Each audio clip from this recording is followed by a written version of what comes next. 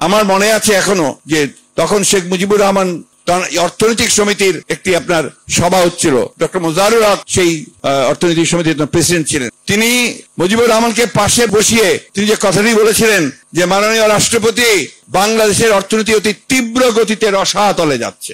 আজকে আবার সেই সময় উপস্থিত হয়েছে যে এখন বাংলাদেশের অর্থনীতি পুরো রসাতলে যাচ্ছে। আপনারা নিশ্চয়ই দেখেন গতকাল একটা ফোরামের নোয়াবের একটা সেমিনারে সেখানে দেশের সবচেয়ে নাম স্বনামধন্য অর্থনীতিবিদেরা তারা বলেছেন যে অর্থনীতি একটা বিপর্যয়ের মুখে এসে দাঁড়িয়েছে। তারা স্বীকার করতে চায় না, তারা সবসময় বলে যে না অর্থনীতি খুব ভালো আছে, কারণ তাদের দুর্নীতি তো চলছেই। তারা নতুন নতুন উপায় খুঁজছে কি করে তারা দুর্নীতি করবে, মেগা প্রজেক্ট দিয়ে তারা মেগা দুর্নীতির ব্যবস্থা করছে। এবং সবচেয়ে শুনতে অবাক হবেন আপনারা, এই যে প্রজেক্ট গুলো আসে এগুলো বেশিরভাগই চায়না থেকে তাদেরকে অর্থায়ন করা হয়, বাংলাদেশের সরকারকে দেওয়া হয়। বাংলাদেশ সরকার আবার তার পছন্দসই লোককে সেগুলোর কাজ করার জন্য সেই টেন্ডার দেয়, সেটা কোটি বিলিয়ন্স অফ ডলার্স দেয়। সেইখান থেকে এদেরই একজন লোক বা দুইজন লোক সরকারের মদতপুষ্ট তারা 5% কমিশন পায় ওই টাকাটা আনার জন্য, এবং পরবর্তীকালে আবার যে কাজ বন্টন করা হয় সেখান থেকে আবার 5% নেয়। এই কথাটা আমরা অনেকেই জানি না। অর্থাৎ চীন থেকে যে টাকা আনা হচ্ছে সেই টাকারও তারা কিন্তু কমিশনের ভাগ বসাচ্ছে।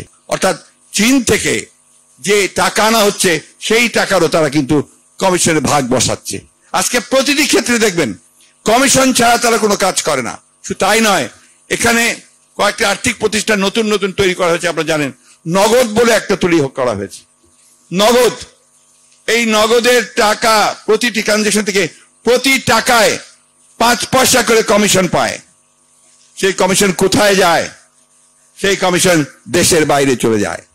আমি কারো নাম বলতে চাই না, কিন্তু এই টাকাও দেশের বাইরে বিশেষ কোনো ব্যক্তির খাতে চলে যায়। বন্ধুগণ, আজকে বাংলাদেশ সম্পূর্ণভাবে একটা আধিপত্যবাদ শুধু নয়, এটা আধিপত্যবাদ সঙ্গে ফ্যাসিবাদের কবলে পড়েছে।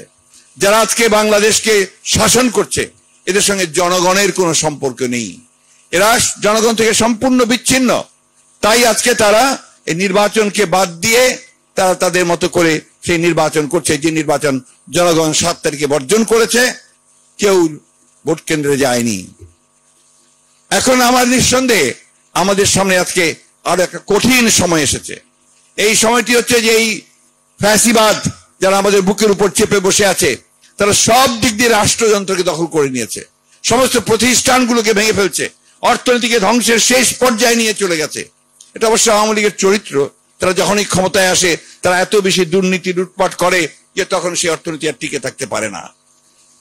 আমার এক বন্ধু কয়েকদিন আগে আমার সঙ্গে দেখা হয়েছিল একটা বিয়ের অনুষ্ঠানে। আগে আমার সঙ্গে পড়তাম, ছাত্রলীগ করতো, পরে আওয়ামী লীগ করতো, আওয়ামী লীগের এমপি হয়েছিল। তো এখন সে রাজনীতি করছে না, গত 10 বছর ধরে রাজনীতি করছে না। আমি তাকে জিজ্ঞেস করলাম যে তুমি রাজনীতি করছো না কেন? বলছে কোন রাজনীতি করব, আমি তো আওয়ামী লীগ করতাম। এখন তো আওয়ামী লীগ আর সেই আওয়ামী লীগ নাই, এটা হচ্ছে আজিজ আর বেনজিরের আওয়ামী লীগ। এবং ঘটনা তাই, এখন আর আওয়ামী লীগ কোন রাজনৈতিক প্রতিষ্ঠান নয়, তারা চরমভাবে ব্যাংকক্রাফট হয়ে গেছে, তারা দেউলিয়া হয়ে গেছে।